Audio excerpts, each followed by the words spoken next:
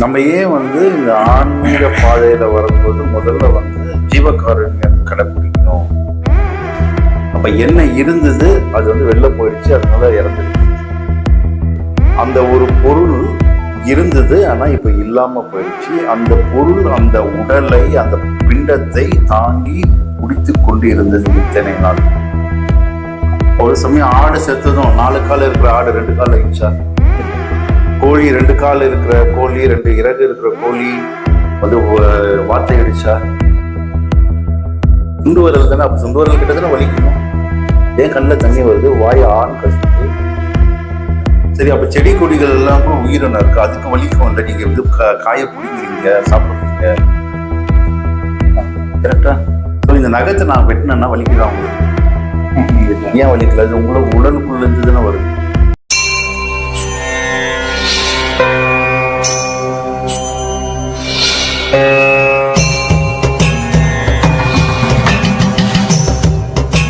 என் குருவுக்கு சமர்ப்பணம். அவர் இல்லாவிடில் தொலைந்திருப்பேன். எல்லாருக்கும் ஆத்மா வணக்கம். அன்பே சிவம், மனமே குரு. நான் உங்கள் மணிகண்டன் பேசுகிறேன். இது என் குரு பிரம்மஸ்ரீ நித்யானந்த சுவாமிகளுக்கு சமர்ப்பணம். ஆத்மா வணக்கம். இன்னொரு நேம் கோகுல கிருஷ்ணன். நான் ஊரை பக்கத்துல இருந்து வரேன், தியானம் பண்ணிட்டு இருக்கேன். இப்போ என்கிட்ட என் ஃப்ரெண்ட்ஸ்லாம் நீங்க தியானம் பண்ண ஆரம்பிச்சதுல இருந்து நான்வெஜ் சாப்பிட்றதுல முன்னாடி சாப்பிட்டுட்டு இருந்தேன். இந்த ஜீவகாருண்யம்னு சொல்லியிருக்காங்க, ஒரு உயிரை கொள்ளக்கூடாது, இப்போ சாப்பிட்றது இல்லை. இவ்வளோ நாள் சாப்பிட்டு இருந்து நான் திடீர்னு நிறுத்தினோன்னே என்னை சுற்றி இருக்கவங்களாம் இவ்வளோ நாள் சாப்பிட்டதில்லை, இப்படியா நிறுத்திட்ட அப்படின்னும்போது நான் வெஜ்ஜு சாப்பிட்றதால அதுவும் ஒரு உயிர் தானே. இப்போ காய்கறிகள் செடி கொடி எல்லாம் சாப்பிட்றோம் இல்லைங்களா, கீரை வகைகள்லாம், அதுவும் ஒரு உயிர் தானே. அதை ஏன் நீ சாப்பிட்றேன்னு கேட்குறாங்க. அதுக்கு எனக்கு என்ன சொல்றது தெரியல. நம்ம ஏன் இந்த ஆன்மீக பாதையில வரும்போது முதல்ல ஜீவகாருண்யம் கடைப்பிடிக்கணும் பொதுவா சொல்றாங்க. அந்த மாதிரி எங்கேயாவது இருக்கான்னு கேட்டீங்கன்னா அந்த மாதிரி எதுவுமே இல்லை. எதுக்கு? ஆனா இந்த ஆன்மீக பாதைக்குள்ள இந்த தியானத்துக்குள்ள வரும்பொழுது மெயினா இந்த ஜீவகாருண்யத்தை கடைப்பிடிக்கிறோம்னா, இந்த ஆன்மா இந்த உடலில் இருப்பது போல் இதுக்கு முன் அது இந்த உடலிலும் வசித்து வந்தது. ஓகே, அப்படி வசித்து வந்ததை போல் அந்த உடலில் இன்னொரு ஆன்மா இருக்கும். ஃபார் எக்ஸாம்பிள், ஒரு நாய் இருக்கு, இல்லைன்னா ஒரு கோழி இருக்குன்னு வச்சுக்கோங்க. நல்லா இருக்கு, நல்லா சாப்பிடுது, சுத்துறது, வருது, திடீர்னு ஊந்து கிடக்கு. செக் பண்றீங்க, எல்லாம் பண்றீங்க, ஓகேங்களா? ஆனா ஒரு அசைவுமே இல்லை. என்ன அதுக்கு அர்த்தம்? இறந்துடுச்சுன்னு சொல்றேன். அப்ப என்ன இருந்தது அது வெளில போயிடுச்சு, அதனால இறந்துடுச்சு. அப்ப என்னமோ ஒண்ணு உள்ள இருந்தது, அது வெளில போயிடுச்சு, செத்து விழுந்துருச்சு. இதேதான் மாடோ ஆடோ எதுவா இருந்தாலும் அதுக்குள்ள என்னமோ ஒண்ணு இருந்தது. அது ஆன்மான்னு நீங்க பெயர் வச்சுக்கோங்க, உயிரின் பெயர் வச்சுக்கோங்க, என்னன்னாலும் பெயர் வச்சுக்கோங்க. அது இருந்தது, ஆனா அது வெளில போயிடுச்சு. அது நம்ம மறுபடியும் பிடிச்சி வச்சுட்டு உள்ள வைக்க முடியுமா? முடியாது, முடியாது. அப்படி இருக்கிறச்சு அந்த ஒரு பொருள் இருந்தது ஆனா இப்ப இல்லாம போயிடுச்சு. அந்த பொருள் அந்த உடலை அந்த பிண்டத்தை தாங்கி பிடித்து கொண்டு இருந்தது இத்தனை நாள். கரெக்டா? அந்த கான்செப்ட் ஓகேவா? ஸோ அந்த ஒரு பொருள் அந்த உள்ள இருந்தது போனதுனால அது தாங்கி பிடிக்காம இல்லாம அது கீழே வந்துருச்சு, அசைவற்று. அப்ப அந்த ஒரு பொருள் என்ன இருந்ததோ அதே பொருள் தான், அதே மாதிரியான பொருள் தான் மற்ற உயிரினங்களுக்குள்ளேயும் இருக்கு. கரெக்டா? ஒரு மனிதன் இருக்கான், ஓகே, அவனுக்குள்ள என்னமோ இருக்கு. அவன் நல்லா ஓடி ஆடி விளையாடிக்கிட்டு வேலை செஞ்சுக்கிட்டு குடும்பத்தை காப்பாற்றிக்கிட்டு சம்பாதிச்சுட்டு இருக்கான். திடீர்னு ஒரு நாள் நைட்டை படுத்தான், காலையில் இருக்குல்ல.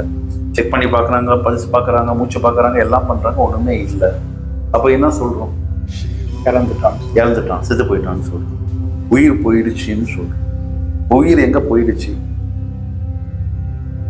அப்போ உயிர்னு ஒன்று உள்ள இருந்ததுனால தான் இந்த உடம்பு, கை இருக்கு, கால் இருக்கு, எல்லாமே இருக்கு.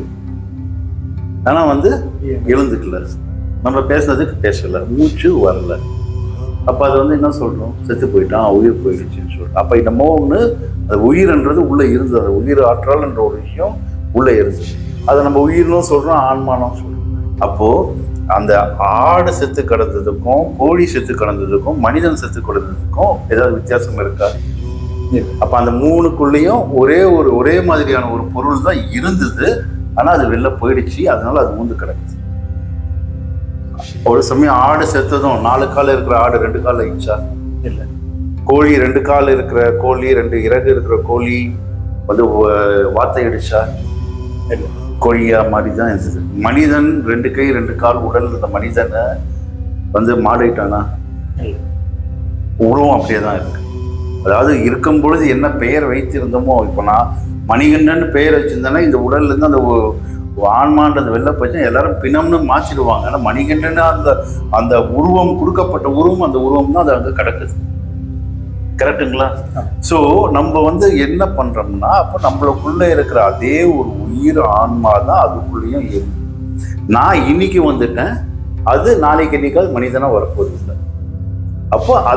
அப்போ எனக்குள்ள இருக்கிற ஆன்மா தான் அதுக்குள்ளேயும் இருக்குன்னு தெரிஞ்சிட்ட அப்புறம் நம்ம அதை வந்து கொன்று நம் நாக்கு ருசிக்காக வந்து அதை வந்து ருசிப்பதற்காக கொல்லக்கூடாதுன்னு சொல்றது ஒண்ணு.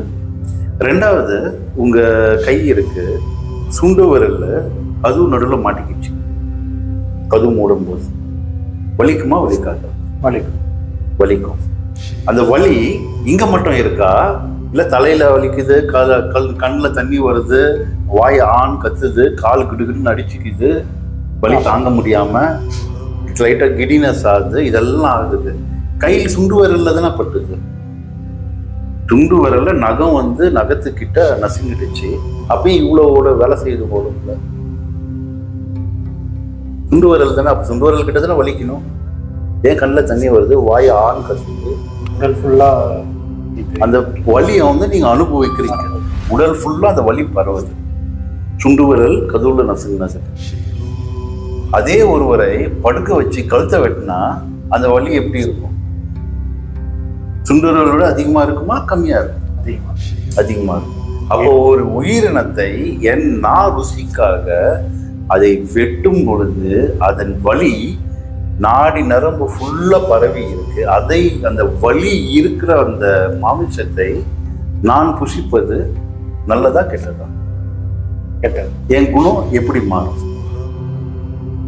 ஆன்மீகம் என்பதே வந்து ஒரு சாத்வீக குணத்துல மென்மையா, ஓகேங்களா, நம்ம மூச்சு பதறாம போறது தான் ஆன்மீகம். அப்போ நான் இவனை வெட்டு அவனை கொல்லு இப்படி கூறு போடுன்னு அடிதடி பண்ணேன்னா அது எப்படி ஆன்மீகத்துக்குள்ள உங்க மனதை ஒரு நிலையா வைக்கணும். அடுத்தது நீங்க கேட்ட கேள்விக்கு நான் வரேன். சரி, அப்ப செடி கொடிகள் எல்லாம் கூட உயிரினம் இருக்கு, அதுக்கு வலிக்கும் இல்லை? நீங்க இது காய பிடிங்கிறீங்க, சாப்பிட்றீங்க, அப்ப அதுக்கு வலிக்குமே. நீங்க மிருகங்கள், நீங்க சொல்ற லாஜிக் ஓகே, அந்த லாஜிக்கையும் சொல்றேன். உங்களுக்கு எத்தனை அறிவு இருக்குன்னு நீங்க நம்புறீங்க? சொல்லப்படுறது 6 அறிவு. சரி, மாடு, ஆடு, கோழி நம்ம சாப்பிட்ற பொருள்ல, ஓகே, மாடு வெளிநாட்டுல சாப்பிட்றோம், அதிகம் ஆடு, கோழி, அதுக்கு எத்தனை அறிவு இருக்குன்னு நம்புறீங்க? அதுக்கெல்லாம் 5 அறிவு. 5 அறிவு. ஓகே, அப்போ அதை விட வந்து 3 அறிவு இருக்கிற உயிரினங்கள் இருக்கா? இருக்கு. 2 அறிவு இருக்கிற உயிரினங்கள் இருக்கா? இருக்கு. 1 அறிவு இருக்கிற உயிரினங்களும் இருக்கா? இருக்கு. நம்புறீங்களா சார்? என்னது அது 1 அறிவு இருக்கிற உயிரினம்? 1 அறிவு உருவனை, அது வந்து 2 அறிவு. மரம் செடி கொடிகள் 1 அறிவு. இப்போ உங்க உடல் இருக்கு, கையில வந்து நகம் இருக்கு, ஓகேங்களா, நகம் வளருது. நகம் எங்கிருந்து வளர்ந்தது? உடல்ல இருந்து வளர்ந்தது. உடலுக்கு வந்துட்டு இப்போ இந்த தோல் வந்து நான் பிடிச்சி கிள்னா வலிக்குமா வலிக்காதா? வலிக்குது. இப்போ நகம் வந்து எங்கிருந்து வருது? உடல்ல இருந்து தான் வருது. கரெக்டா? ஸோ இந்த நகத்தை நான் வெட்டினேன்னா வலிக்குதா உங்களுக்கு? ஏன் வலிக்கல? அது உங்களுக்கு உடலுக்குள்ள இருந்து தானே வருது. நகம் முடி வெட்டினா கூட வலிக்கிறது. முடி வெட்டினாலும் வலிக்கிறது இல்லை. ஏன்? ஏன்னா செத்த செல்ஸ் தான் நகமா வருதுன்னு சொல்றாங்க. ஏன்னா முடிக்கு வந்து உயிர் இருக்கு. கரெக்டா? இப்போ அதை வெட்டும் போது வலிக்கிறது. ஏன்னா அது வந்து 1 அறிவு கூட கீழேயா இருக்கு. அதே மாதிரிதான் செடி கொடிகளுக்கும் அந்த 1 அறிவுன்றது என்னன்னா வளர்ச்சி மட்டும்தான் அந்த 1 அறிவா இருக்கும். ஓகேங்களா? மற்றபடி அந்த வலி என்ற ஒரு அறிவு வந்து அந்த செடி கொடிகளுக்கு இருக்காது. ஆனால் இப்போ சயின்டிஃபிக்கலாக என்ன ப்ரூவ் பண்ணுறாங்கன்னா புல்லு மேலே நடக்கும்போது ஒரு விதமாக வாசனை வருது, அது செடிகளுக்கு வந்து ஆபத்துன்னு உணர தெரியும்ன்றலாம் சொல்லுவாங்க. செடிகளுக்கு ஆபத்துன்னு உணர தெரியும் இல்லைன்னு சொல்லல, அது பெரிய பெரிய மான்களுக்கு செடிகளுக்கு உணர தெரியும். ஆனால் இந்த ஓரறிவு வந்துட்டு அதுக்கு இந்த வலி என்ற ஒரு விஷயம் வந்து இருக்காது. அதே நீங்கள் வெண்டைக்காவை பறித்து சாப்பிட்றீங்க, அது வலி என்ற ஒரு விஷயம் இருக்காது. ஓகேங்களா? ஸோ ஆனால் இதுலேயும் ஆன்மீகத்துலையும் என்ன சொல்லப்படுதுன்னா, பூமிக்கு கீழே வளர்றது இருக்கு தெரியுங்களா, பூமி கீழே வளர்றது இருக்கு, அதை பறித்து சாப்பிடக்கூடாது என்று ஒரு கோட்பாடு இருக்கு. ஏன் அந்த கோட்பாடுன்னா, அதுதான் வந்து அந்த செடியை வந்து இன்னொன்னும் எடுத்துட்டீங்கன்னா, ஃபார் எக்ஸாம்பிள் நான் வந்து கேரட்டை பிடுங்கிட்டேன்னா வேரோட பிடுங்கிடுவேன். அதே நான் வந்துட்டு வெண்டைக்காவை கட் பண்ணேன்னா செடி அப்படியே தான் இருக்கும், நான் நகத்தை கட் பண்ற மாதிரி. அதனால பூமி கீழே வளைகிற சில பொருட்களை உண்ணக்கூடாதுன்னு கோட்பாடு இருக்கு. ஓகேங்களா? அதனாலதான் சொல்றது, நீங்க செடி கொடிகள் இல்ல பச்சை காய்கறிகளை சாப்பிடும்போது உங்களுக்கு அந்த உயிர் கொல்லப்படுகிறது என்ற தன்மையிலிருந்து வேறுபட்டு. இதுதான் புலால் உண்றதுக்கும் அசைவம் சாப்பிட்றதுக்கும் வித்தியாசம். ரெண்டாவது பார்த்தீங்கன்னா, இந்த ஆன்மீக பாதையில் இருக்கும்போது நிறைய பேர் வந்துட்டு அரை வயிறு தான் சாப்பிடணும், மூச்சு முட்டை சாப்பிடக்கூடாது. ஏன் மூச்சு முட்டை சாப்பிடக்கூடாது? நீங்கள் மூச்சு முட்டை சாப்பிட்டுட்டு இருந்தீங்கன்னா உங்கள் உடலில் இருக்கிற சக்தி வந்து உங்கள் வயிற்று செரிக்கிறதுக்கு மட்டுமே தான் வேலை செய்யுமே தவிர்த்து உங்களுடைய சக்தியை வந்து சேர்த்து வைக்கிறது கஷ்டம். ரெண்டாவது, நல்லா சாப்பிட்டோம்னா நல்லா தூக்கலாம், ஆன்மீகத்தில் முன்னேற முடியாது. மூணாவது விஷயம், இந்த புலால் உண்ணாமல் இருக்கணும்ன்ற சொல்கிறதுக்கு என்னென்னா, என்ன ஒரு மாமிசம் சாப்பிட்டாலும் அது குறைஞ்சது வந்து 16 நாள்லேருந்து 18 நாள் உங்கள் வயிற்றுக்குள்ளே வந்து இருக்கும் என்ற ஒரு கோட்பாடு இருக்குது ஜீரணம் ஆகிறதுக்கு. ஓகேங்களா? ஸோ ஆனால் சைவம் வந்து அப்படி இல்லை, குறைஞ்சது 4 மணி நேரம் 5 மணி நேரத்தில் என்ன சைவ பொருள் சாப்பிட்டோம் அது ஜீரணமாகி வெளில வந்துடுச்சு. ஆனால் மாமிசமெல்லாம் அப்படி இல்லை, குறைஞ்சது ஒரு 10 நாளாவது உங்கள் வயிற்றுக்குள்ளே அது சுற்றிக்கிட்டு இருக்கும் என்று சொல்லுவாங்க. இதுக்காக தான் ஆன்மீகத்தில் இருக்கிறவங்க புலால் உண்ணக்கூடாது, சைவம் சாப்பிடணும், சாத்வீகமான பொருளை சாப்பிடணும், சாத்வீகமான விஷயங்களை கேட்கணும், அரை வயிறு சாப்பிடணும், எல்லாமே சொல்றது. சரிங்களா? ஆத்மனபுஷா. என் குருவுக்கு சமர்ப்பணம். அவர் இல்லாவிடில் தொலைந்திருப்பேன்.